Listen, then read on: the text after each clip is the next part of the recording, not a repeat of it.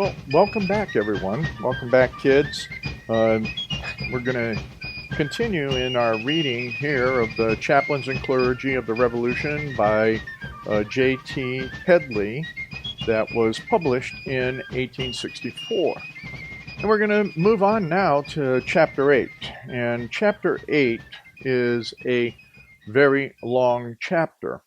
And I think it's an important chapter that I'll try and figure out where to actually make a break in this reading, so we can take a break and absorb it, and then move on, because I think that the moving on portion is, you'll see there's a lot of moving on just in this chapter alone.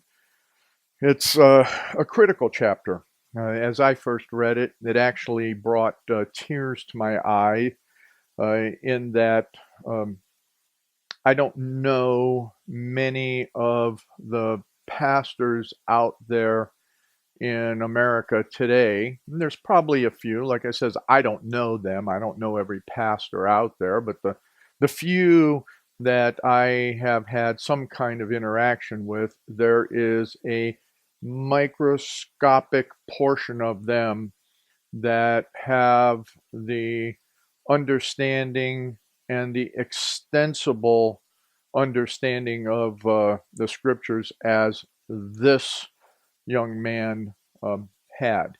And I hope that as we go through this chapter, he becomes a real example for each and every one of you, and that you can really learn from not just his life, but that what you can learn is that the history, and how true this history is, and how meaningful it is. And one of the things that I will say here is that this talks about a conflict and the war, very, very close. And as we think about all of our military that is out there in war today, and in all over the country, all over the world, and all of the different things they have to go through to ensure our liberties here at home, take that into consideration as we look at this chapter, Chapter 8, which is Samuel Spring, D.D., Doctor of Divinity is what D.D. stands for, not a dentist, but a Doctor of Divinity. And what we're going to go through, and I'll try and find that break point at the beginning of the chapter, describes his early life, becomes chaplain in the army, the only chaplain in Arnold's expedition across the northern wilderness, his description of its formation, preaches at Newburyport to the army, visits the tomb of Whitfield, description of the march through the wilderness, his suffering and labor, famine, his description of shooting a moose, his labors at Point au Tremble, storming of Quebec. He leads Arnold out of the fight, leaves the army, settled at Newburyport, his interview with Aaron Burr, and then his death. So as we go. Chaplains are usually regarded as mere adjuncts of an army, not expected to share the perils and sufferings of the common soldier, and in ordinary wars they do not, except to a limited extent, but in the Revolutionary War it was not so. I have to stop real quick. Is that when this was published in 1864, you have to remember that we were moving into the Civil War.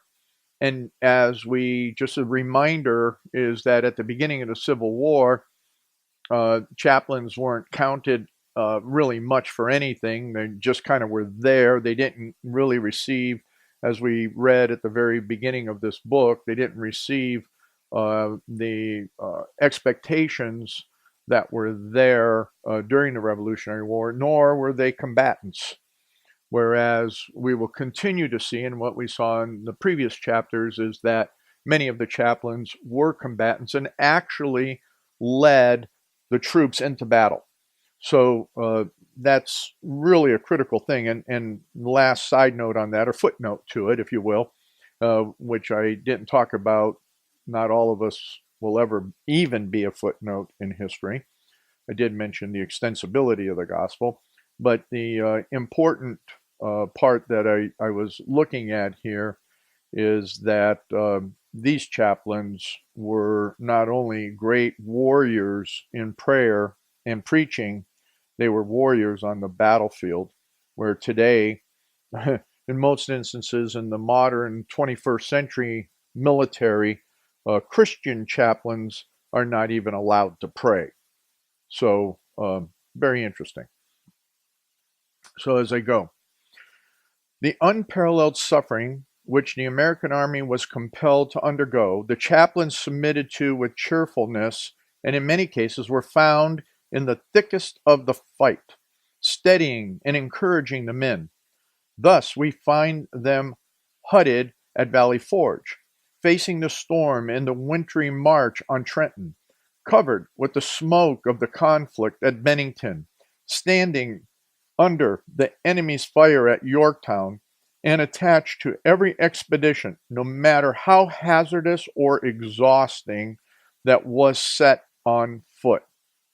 In the fight at Lexington, we have seen the pastor of the church on the green where the first blood flowed, encouraging his parishioners to resist, and three clergymen handling the musket like a common soldier's. So, in that marvelous expedition of Arnold's through the northern wilderness to Quebec, so fraught with peril and hardships that none but volunteers were asked to form it, we find a chaplain sharing its vicissitudes and sufferings. Samuel Spring was born at Northbridge, Massachusetts, February 27th, 1746. His father was a farmer and wished the stout lad to stay and assist him on the farm. But the latter was determined to obtain an education, and having at length received a parental consent, commenced his studies, in time entered the College of New Jersey. He was not a professing Christian at that period, but while in college had his mind directed to the subject of religion by a singular incident. The character of the deity, as shown in his works, especially in the external universe, had often impressed him profoundly, and he was selected by his class on a certain occasion to explain and defend the Copernican system. In doing this, his mind became so overwhelmed by the vastness of the theme and the greatness and majesty of God, the creator and sovereign ruler of the universe, that he suddenly stopped awestruck and, bursting into tears, sat down. He graduated in 1771 and entered at once upon his theological studies. He was licensed to preach in 1774, and the next year, fired with the patriotism that drew such a host of God-fearing men into the struggle of the colonies, hastened to Boston and offered his services as chaplain. In the fall, he accompanied Arnold in his march through the wilderness, the only chaplain attached to the perilous expedition. He thus describes the manner in which it was formed. Congress had, in secret, stop a second, I forgot a little annotation here where they put a footnote in the book, the author does. So he says here, he thus describes the manner in which it was formed. And here's the footnote. I am indebted for this and other incidents to a member of his family. So Dr. Spring's family brings in all of the depth of the quotes and the story. So now a quote from Dr. Spring in describing that. So, quote, Congress had in secret session decided upon an expedition for the conquest of Quebec. General Arnold, as its commander-in-chief, with his orders in his pocket, was directed to Dorchester Heights, to select his troops from the main Continental Army then in camp in that place. It was in the gray of the morning. The drum beat in every regiment for an instant, and general parade of the whole army, as for review, was ordered. All was a bustle. In a very brief space, the whole army was paraded in continued line of companies. With one continued roll of drums, the general in chief and his staff passed along the whole line, regiment after regiment presenting arms. Then came the orders. Subquote. Officers, to the front 10 paces, march. Then, in quick succession, officers to the center, face. Officers to the center, march. Form hollow square. End quote. Subquote. Arrived at the center and the square formed, the secret orders of Congress were read. The regiments were designated. It was a perilous service and not compulsory upon the officers. Volunteers were called for. Not one, but when the order came, quote, subquote, volunteers, step, one step in advance, end subquote, but took that step. I'm going to break here because it's been about 12 minutes into this and we have a long way to go. So I think this is a good breaking point for the moment, and then we'll continue.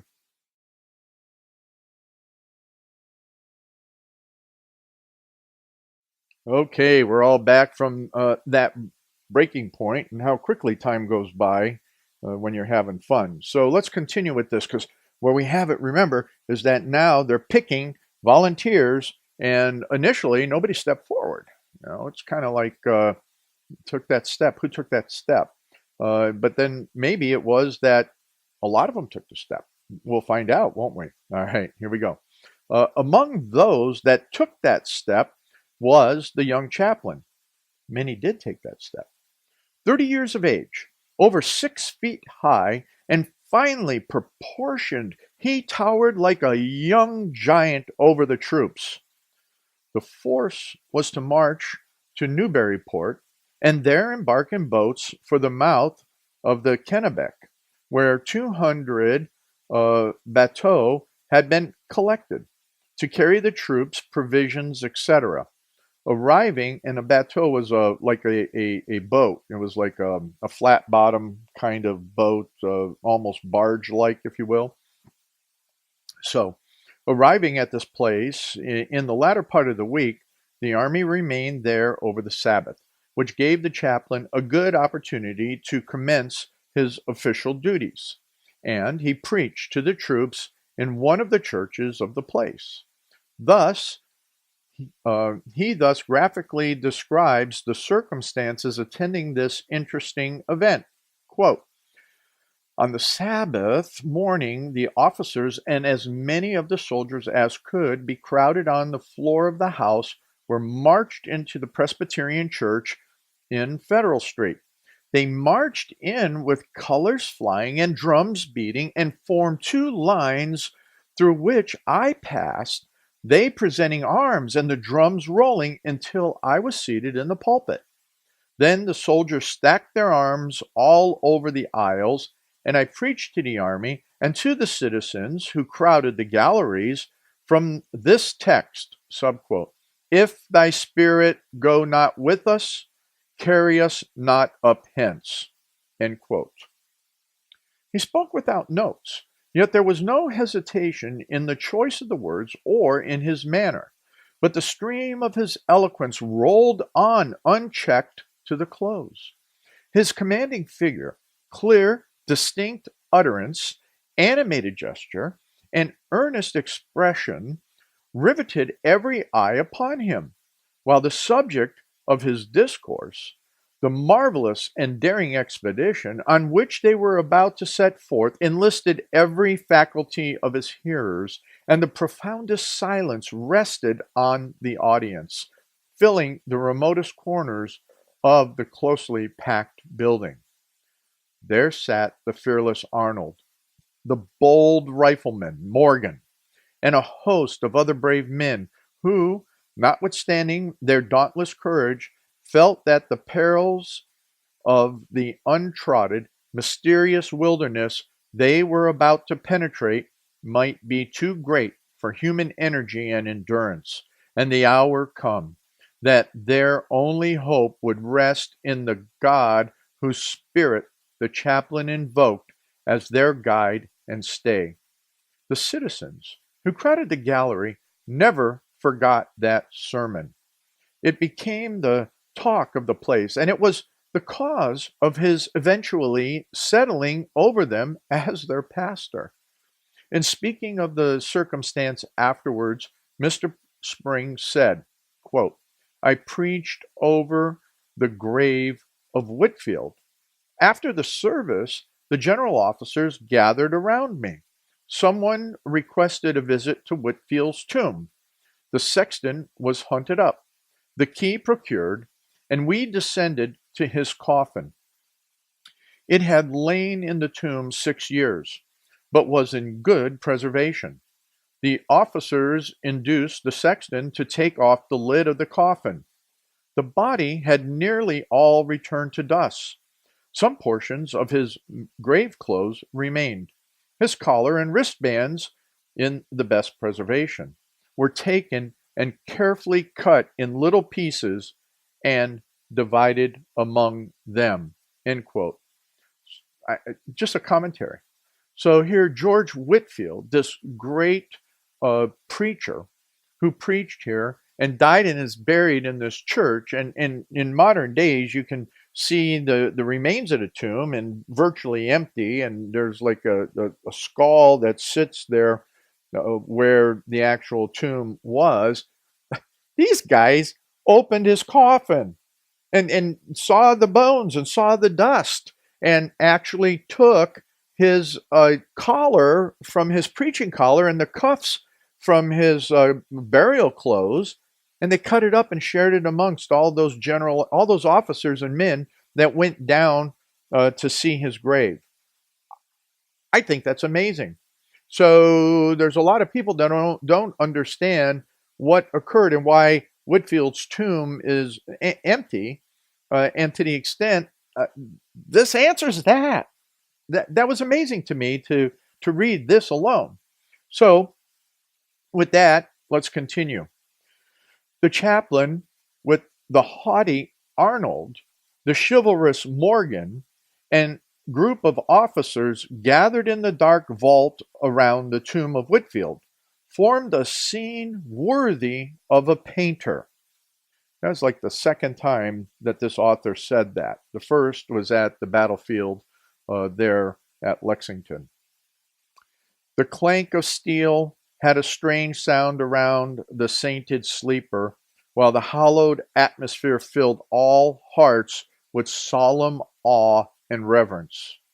At length, everything being ready, the army of 1,100 men took its departure, and arriving at the mouth of the Kennebec, unmoored the 200 boats and began slowly to ascend the stream. Morgan led the advance guard, having reached Norwalk Falls, halted to wait the arrival of Arnold. Here the river was so broken into rapids that it was necessary to carry all the boats and baggage and artillery 1.25 miles through the woods. First, the bushes had to be hewn away and the trees cut down to make a passage. Then the boats to be hoisted up on the men's shoulders and placed on sleds and carried forward. And finally, all baggage, ammunition, and stores dragged across. In the meantime, the boats had sprung a leak, and between repairing them and transporting the materials of war, it took 7 days to go this 1.25 miles. The boats were finally launched again, while the soldiers took to the water and, nearly to their armpits, slowly shoved them against the rapid current. At night they would tie up, and kindling a blazing fire in the forest, lie down to rest. At some of the carrying places, the boats had to be dragged up precipices, at others borne on men's shoulders through the swamps. The young chaplain gazed on this struggling army, swallowed up in the wilderness with strange emotions. Though wading the streams and swamps and climbing the rocks like the meanest soldier, he would often pause in his toil to watch the novel spectacle. The October frost soon set in, and all the autumnal glories of our high latitudes were spread upon the forest. The dark fir trees of the low grounds retained their somber hue, but the undergrowth of bushes made a flooring of gold beneath. The tall pine tree lifted its green crown from the lofty ridges, while further down, along the vast slopes, all the colors of the rainbow were spread in endless profusion. The scene at night was picturesque in the extreme. Huge fires blazed through the forest as far as the eye could reach, while the tall trees receded away in the gloom like the columns of some vast cathedral. Amid the slumbering host lay in deep and silent repose. The moonbeams stole dimly through the fretted arches above them, and rapidly flowing streams seemed chanting a low anthem to the solitude.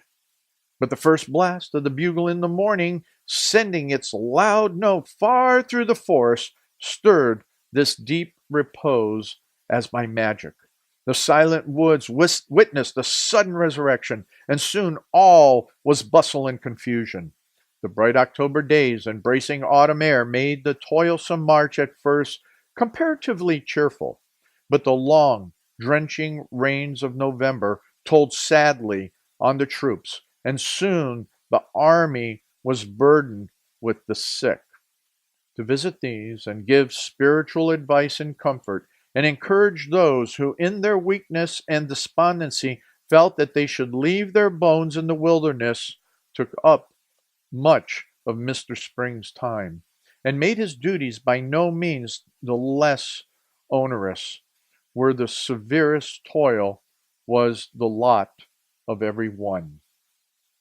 Let's take another break right here so that if you need to, you can just zip. Anybody got to get a drink of water? I'm going to take a sip of coffee. I have it sitting on the lower shelf right there. So I'm going to do that and then be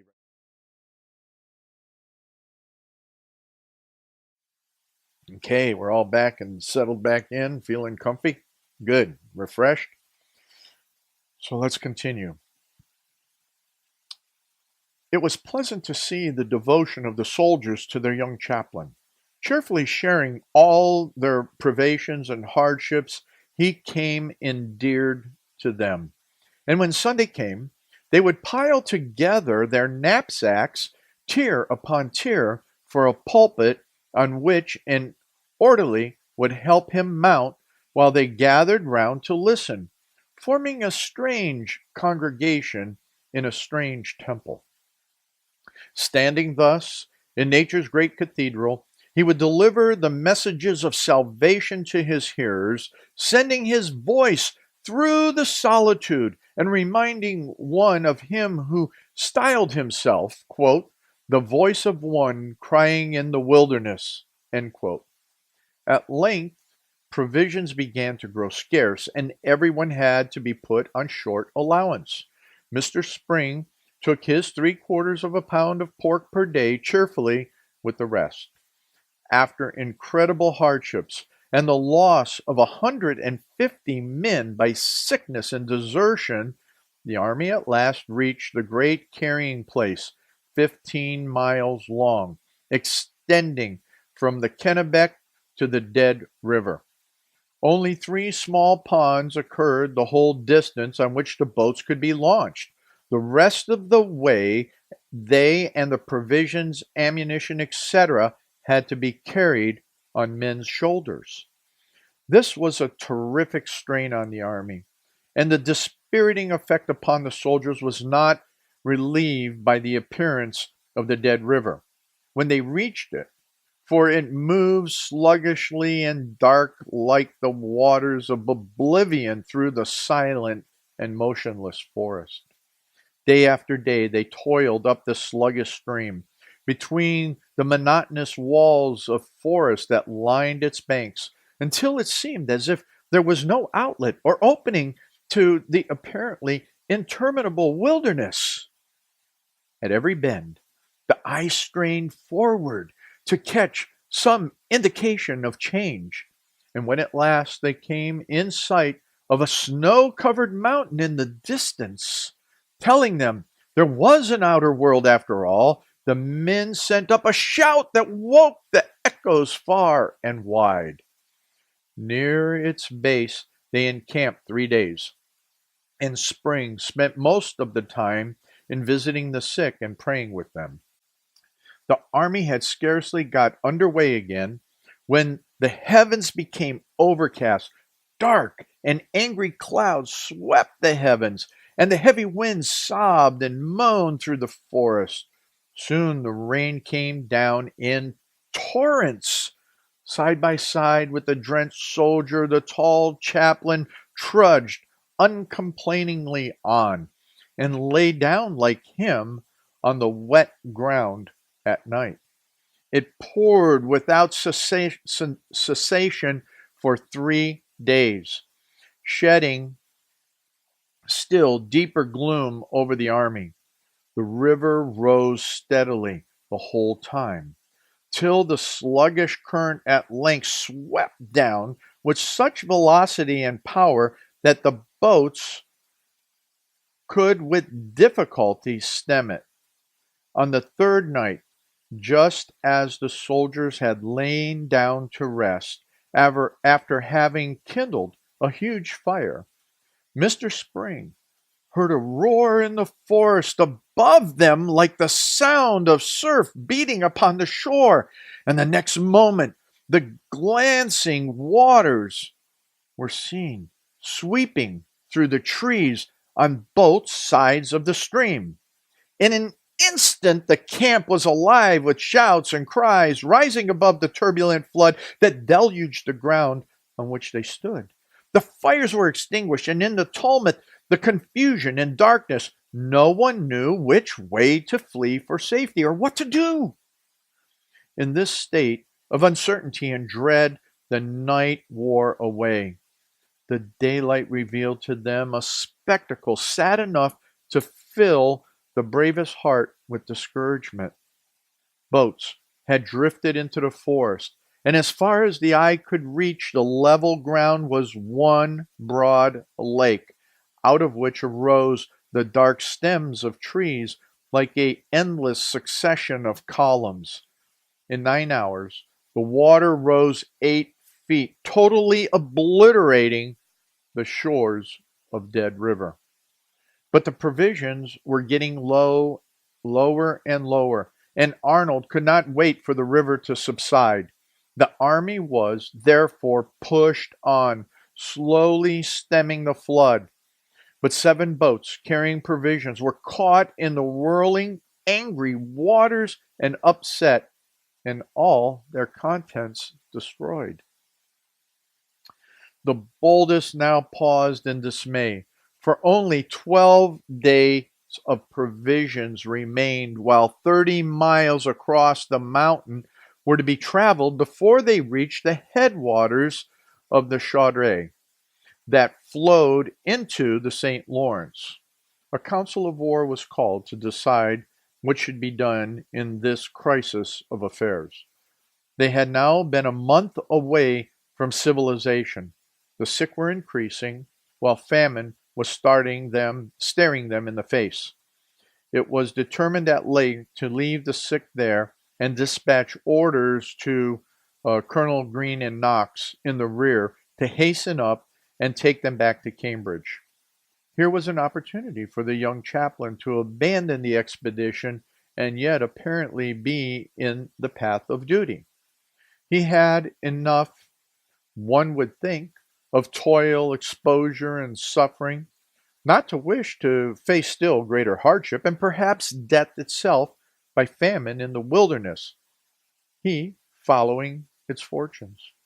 But he believed the welfare of his country was deeply involved in its fate, and he determined, come what would, to share in the vicissitudes, hazards, and destiny. Having, therefore, prayed with the sick, encouraged the desponding with the promise that relief would soon come, and pointed those whom he believed dying to the Savior of men, and commended all to the care and mercy of God, he bade them farewell and moved forward with the advancing column. The cold autumn rains had now turned into snow, which, sifting down through the leafless tree tops, covered the weary, wan, and straggling column with a winding sheet that seemed to be wrapping it for the tomb. After they left the sick in the wilderness, they passed 17 falls. Therefore, they reached the headwaters of Dead River. It was still 4 miles across to Chaudiere, down which they were to float to the St. Lawrence. Here, on the summit of the hills on which waters divided, one part flowing south, the other north, Arnold distributed the last provisions to the separate companies, and taking only 13 men, pushed on for Chaudiere. He told those left behind, in parting, that he would obtain provisions for them in advance, if human efforts could procure them, but directed them to follow after as fast as they could, for, he added, their only safety lay in advancing. Spring remained behind with the army to share its privations and its fate, whatever it might be. The gallant fellows gave their indomitable leader 3 parting cheers, and then began to heave their heavy boats from the water, hoisting them upon their shoulders, while others were loaded down with baggage and ammunition, and others still dragging the few pieces of artillery along like cattle. They staggered on through the forest. The scanty provisions that were left them, though eked out with the greatest parsimony, grew rapidly less, and finally failed entirely. Under the low rations and severe labor combined, the men had gradually grown weaker and weaker, and now, pale and emaciated, looked on each other in mute inquiry. A council of war was called, and it was determined to kill the dogs that they had with them, and push on till this loathsome supply was exhausted. These faithful animals, hereto the companions of their toils, were slain and divided among the different companies. After the bodies were devoured, their legs and even claws were boiled for soup. That's just amazing. And it's time for another break. Something to think about as we take this really short break once again. So, something to think about what it means to be that hungry that they actually had to take and kill their dogs so that they had something to eat.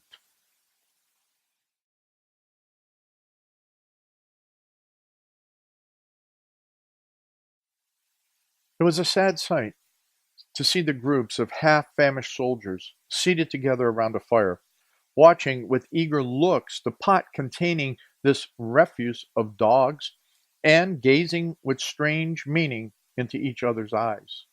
The chaplain fared like the rest, and famine and incessant toil and exposure were telling on him as well as on the soldiers. The tall frame grew less erect, and the wan face showed that starvation was eating away his life. Trusting, however, in God, whom he served, he endured all cheerfully, and bore that famished multitude on his heart to the throne of heavenly grace.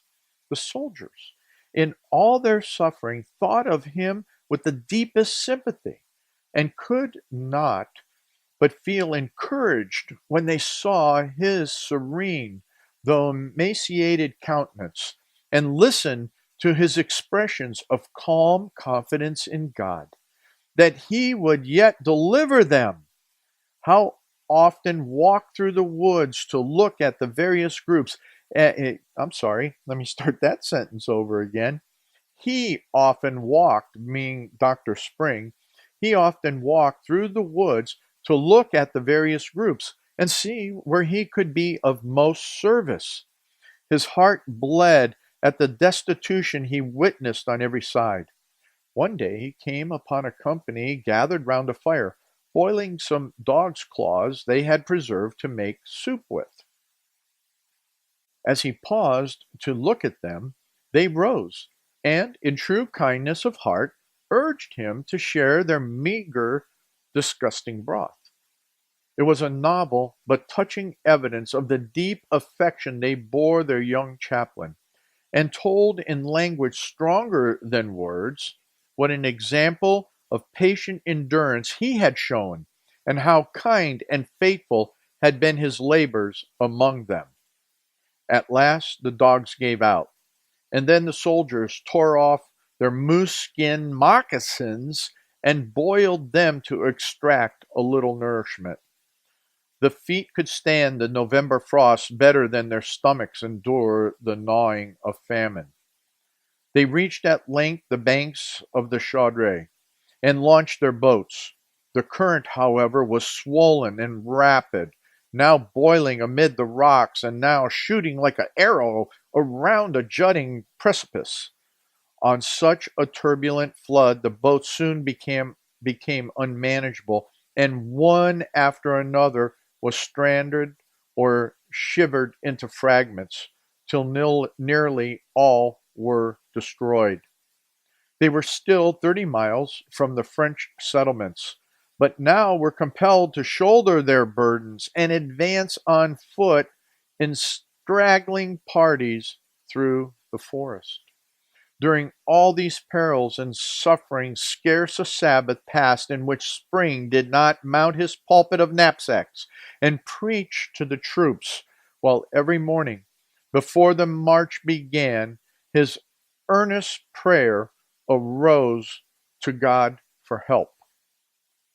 The last miserable substitute for food was at length exhausted, and the empty stomachs and the bowed forms, they slowly, despairingly toiled onward, while all along their track the snow was stained with blood.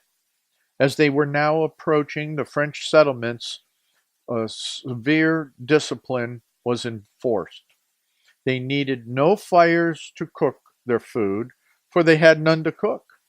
But none was allowed them to warm themselves by, and strict orders were given not to discharge a gun for any purpose. While the weary column was thus struggling silently on, suddenly the report of a musket was heard far in the advance. Then another, and another, till 20 echoed through the forest. They ceased, and then a long shout rolled back through the solitude, producing the wildest excitement. Mr. Spring never forgot that thrilling scene, and long after, in speaking of it, he said, quote, "The army was starving, but moving on. The pioneers who were ahead to clear the way roused suddenly a noble moose. It was the first that had been seen. The temptation was too strong to be resisted. One man fired and missed. 20 guns were leveled at him. He fell. They forgot all discipline in the extremity and shouted. It was a noble moose, weighing not less than 1,000 pounds. A halt was ordered. Camp kettles taken out. Fires kindled. Meat, blood, and trails, hooves and horns chopped up, and soup made of all for the army." End quote. Revived by this unexpected supply, the troops pushed on. The next day they met a company of men with provisions sent back by Arnold to relieve them. A loud shout arose from the whole army, and a general feast was ordered. several of the soldiers, unable to restrain their appetites, eat so voraciously that they sickened and died.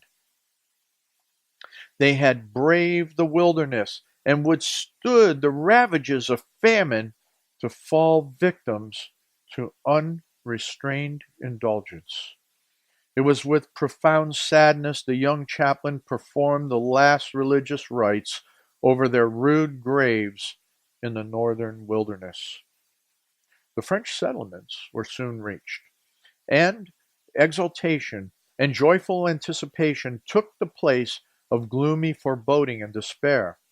The weary march, the supperless bivouacs, and unparalleled hardships were now all forgotten in the enterprise before them, and on every side arose the sound of preparation. On Sunday, the 12th of November, they reached Point Levi, opposite Quebec. They were to cross the next morning, and hence the Sabbath was given up to active toil. And spring saw how the Lord's day is sometimes passed in camp. It is not necessary to dwell here on Arnold's failure to surprise Quebec, nor the state of affairs that compelled him to wait the arrival of Montgomery from Montreal before attempting to take the place by storm. He retreated between 20 and 30 miles to Point au Tremble and pitched his camp. There was a beautiful Catholic chapel here, which Arnold turned into a hospital for the sick. On Sundays, it was used by Spring as a church, in which he preached regularly to officers and men. On these occasions, the richly decorated chapel presented a singular spectacle. In the elegant recesses and rooms adjoining, costly hangings drooped amid elaborate carvings and gilded work, while all around lay the sick Americans, to whom these luxuries seemed a dream after the hardships of the wilderness. The walls and ceilings were lavishly adorned, and the whole interior presented a strange contrast to a New England meeting house. Yet here the sons of the Puritans assembled and reverently listened to their chaplain, who preached a gospel that had never before been heard there. Montgomery at length arrived, and preparations were set on foot for an assault on Quebec, and Sunday, the last day of December, was selected for its execution. On this morning, before daylight, the two generals advanced cautiously and silently against the 2 points which had been designated for the attack. A furious snowstorm was raging at that time. While snow 2 foot deep obstructed the way, this was not to be a Sabbath of worship, and Spring, anxious for the result of the contest, would not stay in camp, but advanced with the troops to the walls of the city. Now Montgomery fell, sword in hand, at the head of his troops is a matter of history. Arnold, gallantly leading his men up a narrow street, swept by the enemy's fire, received a musket ball in his leg, which brought him to the ground. Struggling up from the snow, he attempted again to move on, but was compelled to fall back and yielded command to Morgan, who fought like a lion amid the storm and darkness. Every soldier was needed to press the assault, and Arnold would allow none to help him, but taking the arm of Ogden, the surgeon, and Spring, his chaplain, who had rushed forward to his succor, limped slowly out of the fire. They supported him for more than a mile to the hospital in the rear, while he, though pale and faint, urged every soldier he encountered on the way to hasten forward to the assault. At last, driven back at every point, the American army retired. The rest of the winter it remained in camp, unmolested by the enemy. Spring preached regularly to the troops on Sundays and devoted his remaining time to the sick and wounded. It was a severe winter. With the opening of spring, offensive operations were recommenced, but they resulted in nothing. In the meantime, troops arrived from England. Smallpox broke out in the American camp, and one misfortune succeeded another, till at length the invading army was driven out of Canada. Spring bore his part in all these hardships and disasters with unshaken fortitude. After this, the portion of the army which had been assigned for the invasion of Canada was broken up and reorganization took place. He, therefore, resigned his commission and accepted a call from the people of Newburyport, who had listened the year before to his eloquent discourse on the departure of the expedition from the town. He remained pastor of this church 40 years, or until his death in 1819. Of his after career of usefulness, his influence is establishing Andover Theological Seminary, or his other labors, it is not my province to speak of. When an old man, he was once on a visit to his son, the present Venerable Dr. Spring of New York, and expressed a wish to have an interview with Aaron Burr. The son attempted to dissuade him from it, remarking that such was Mr. Burr's present character and reputation that he thought an interview would not be agreeable. But the venerable man called to mind the time when he was chaplain in the army under Arnold, the terrible assault before daylight on Quebec, and the fact that young Burr, carrying the dying Montgomery on his back out of the fight, and still said he wanted to see him. So Dr. Spring invited him to his house, and the two met. But the conversation, soon passing from memories of the past to more general topics, Burr gave utterance to opinions and sentiments so repulsive to the man of God that when the door closed on the visitor, he remarked to his son that he never wished to see him again. He died on the 4th of March, 1819, 73 years of age. His closing hours were peaceful and full of calm confidence in his Savior, and almost the last words that broke from his aged lips were, quote, "Oh, let me be gone. Do let me be gone. I long to be home," end quote. While, as one of the leaders in Israel, he occupies a prominent position in the history of the American church. He also, as a true patriot, stands linked with one of the most arduous, perilous expeditions in the annals of the Revolution. This ends chapter 8. An amazing, amazing story of what happened in that journey. But what's more amazing is that here's this guy that when he went to school, when he went to Princeton, that was the university there in New Jersey, which we know that Dr. Witherspoon taught at, that it was exactly as Romans and other places in Scripture say that the heavens declare the glory of God. Copernicus, children, was an astronomer. He was a mathematician. He was a great man that was able to calculate various things, and you'll be learning of him if you have not as you explore science. He was a Christian man as well. But what was very, very important here was that young Mr. Spring, as he was taking, and this captured me, as he was taking and explaining what Copernicus was talking about the heavens, about the stars, about the planets, as was written already in science of that day, he had to stop.